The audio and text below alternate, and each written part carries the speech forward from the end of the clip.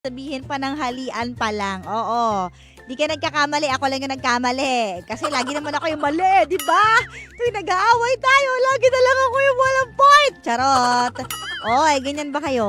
Yung sumbatan kapag nag-aaway, kung sino ang tama at kung sino ang mali. Naku, alam nyo, kapag pinagdiskusyonan nyo pa kung sino ang tama at sino ang mali, minsan walang magpapakumbaba dyan eh. Walang aamin. Kaya, the best way to handle it daw is to stay quiet or mag-walk out ka for a while. 'Di ba kapag halimbawa sobrang init na ng sitwasyon, walk out muna kaysa magkasakitan kayo ng physical or magkasakitan kayo ng words na sasabihin nyo kasi yan yung mga bagay na hindi na mababawi eh. Kapag nasuntok mo na, mababawi mo ba yon? Yung black eye niya? Hindi, 'di ba? Kapag nakapagsalita ka rin ng masakit, mababawi mo ba lahat ng masasakit na sinabi mo sa kanya? Hindi. Kaya keep quiet, inhale, exhale, or tumalikod ka muna. Tapos saka nyo ituloy yung diskusyon kapag hindi na mainit ang mga ulo ninyo. Diba? Happy lunchtime! Oo, hindi porket hindi mainit ngayon gusto mong painitin ang sitwasyon. Alam ko malamig ngayon at wala na namang pasok sa ibang mga estudyante. Marami na namang natutuwa. Pero alam nyo, feeling ko 1 week pa to kasi nagtingin ako sa internet. Parang 1 week pa siyang malamig, umuulan-ulan. Huwag naman na sanang lumakas pa, diba? Okay na yung ambon-ambon. Pero, actually hindi nga okay. Pero kumpara naman sa talagang malakas yung hangin, sobra bumubuhos ang ulan, mahirap talaga yan, Pangga, diba? Archie. Oh! Nagkaroon sila ulit ng pag-uusap, Oo. nagkakausap sa messenger. Ngayon, dahil alam ni Nika na siya yung nakasakit before at siya talaga yung nang iwan, nililigawan niya. Ay! So, siya na yung naliligaw at nagpaparamdam. Kasi kumbaga hindi na siya nahiya at natakot. Single si Archie ngayon. Oo, pareho silang my single. Sana magkatuloy na sila. So ngayon, nagkwento siya and sabi niya, gusto niyang malaman kung special ba siya or may feeling sa kanya yung ex niya na yun. Ano Pinatawagan niya. Oh! So,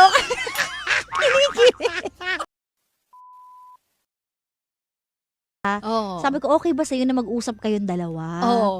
So, okay naman daw. So, nag-usap silang dalawa. Tapos, yun, tuwan-tuwa naman si Archie.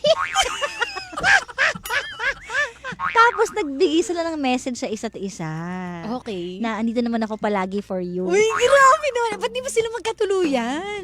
Ha? Ano ba yan, Archie? Malapit na yan. Hintayin natin pa nagbagyo. Tapos, ito pala, it happened na, yung in-offer kong Baguio, may plano rin pala talaga sila magbagyo. Tingnan mo, in fairness. Diba? So, ibig sabihin, parang nagko-connect. Oo. Nagko-connect ang Diba? mga, Yung universe talaga gumagawa ng paraan yan kapag para talaga sa'yo. Kaya nga. Kinikilig ako.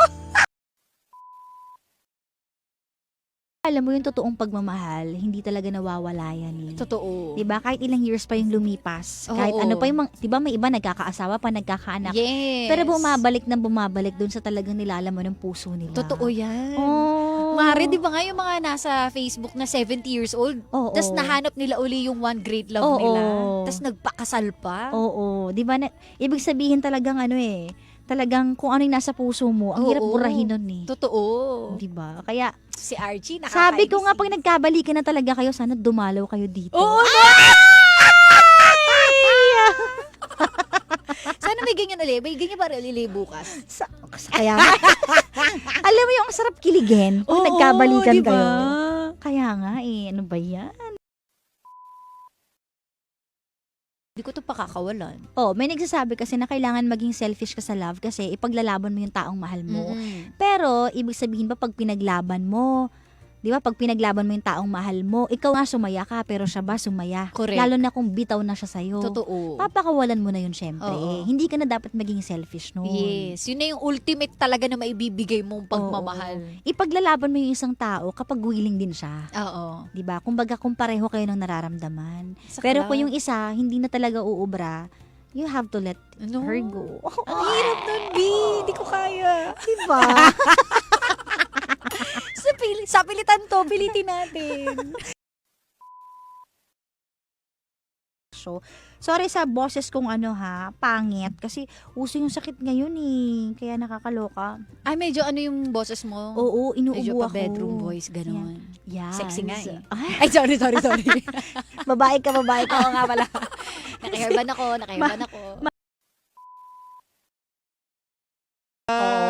Ganun pala yun. Naisip ko na to nung nakaraan pa eh. In fairness. So pagka STG, ang dating ko papunta magpapayo. Pagka chipa, papuntang magpapachipa. Yeah. Tama! It's perfect! It's a perfect! Tama, no? In fairness. In fairness. Hirap na bibiro si Kuya Chico. Kasi, totoo. Alam mo, madiman to ha, Papang James. Alam mo, pag dinala yan dyan, magre-require pa yun ng full tank pag kinuha dyan. Grabe naman yun. Grabe naman. Yung nahilambusan na, Kasi syempre, magre-reklamo pa to lang full tank. Siyempre, dinala ko doon. Alangan namang hindi nila i-full tank. Ano kaya yun? Ang kapal na mukha. Ang buraot. Hello sa inyo. Uy, maganda raw. Ano daw kotse mo? Ano? Innova. Pero para... Pagbalik, sa raw na raw. Pwede naman. Pwede ilang seater. 7-seater harapan. 15.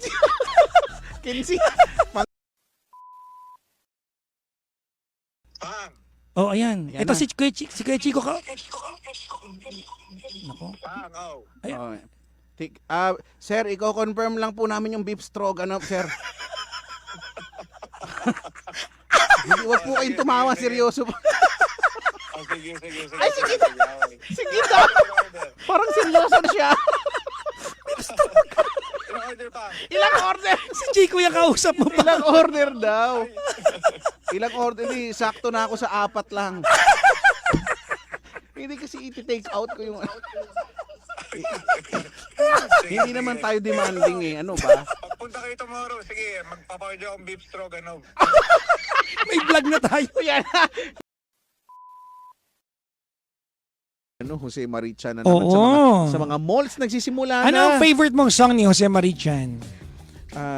My idea of a Perfect Christmas is to spend it with you on a party or dinner for two. Anyway.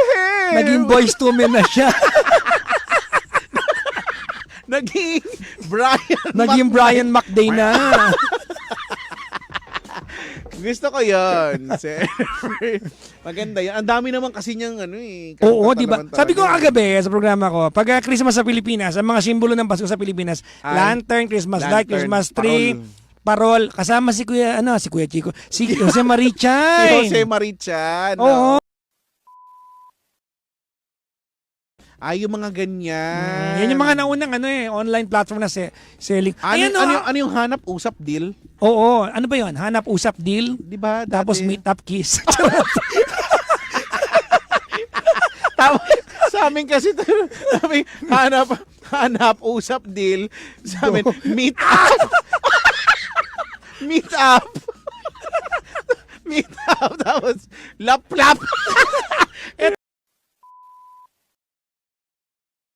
Basta, wrong spelling Alam mo is correct. ba? Hindi ko naiintindihan tong part na to, pero Ayun ba? yung Ako yung naiintindihan ko Temo, 'di ba minsan meron silang ad sa Facebook. Yun doon ka nga mabubudol sa Diba? mga ganun yung ang Oo. cool kasi nung Yung merong item na naka-display, yung tapos item tas ang cool nung may item. slideshow, 'di ba? Parang Yan. lilipat. Hindi ko maintindihan bakit ang laging item na nasa ads ko, adult toy. Sa Temo, hindi ko magets. Dear Temo, hindi ko Temo ba o Timo? Hindi Ano ko ba alam tama? Basta sila yun. Puro adult toy. Meron yung sofa, yung Cleopatra, Oo, yung yung ganon, oo, yung di ba na alam mo curvy. naman kung ano gamit noon, di ba? Ay, hindi ko alam.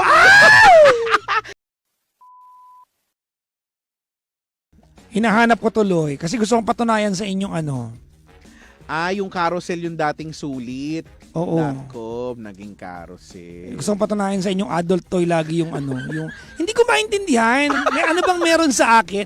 Tsaka hindi pa lalaki yung adult toy na lumalabas Ala, Pambabae hindi ko naman hiniram yung cellphone mo para magkalikot dyan. Di ba para? Hindi ba dapat sa cellphone mo lumalabas yun? Excuse me, dadaan ako. Totoo nga. Marketplace din, di ba? Bakit ganun? Mm-mm. O, tinan mo tong... O, yan o, tinan mo. O, tinan mo ha. Ano, O, patingin? tinan mo ha. Ito ha. O, ano yan? Di ba? Huwag mo pindutin kasi mawawala. Ipakita mo sa live. Ano ka ba? Ayan o. Sa baba, sa lower, Ito, ano to? Ano yan? Guys, ano to? Baka malisyoso ka lang, hindi yan. Hindi ko na... Ano yan? Ano ka ba? Pangtakip yan sa boot. Di ba? Tama ba ako? Ito, yan. O, ano yan? Ano yan? Ano yan? Whole, Plug.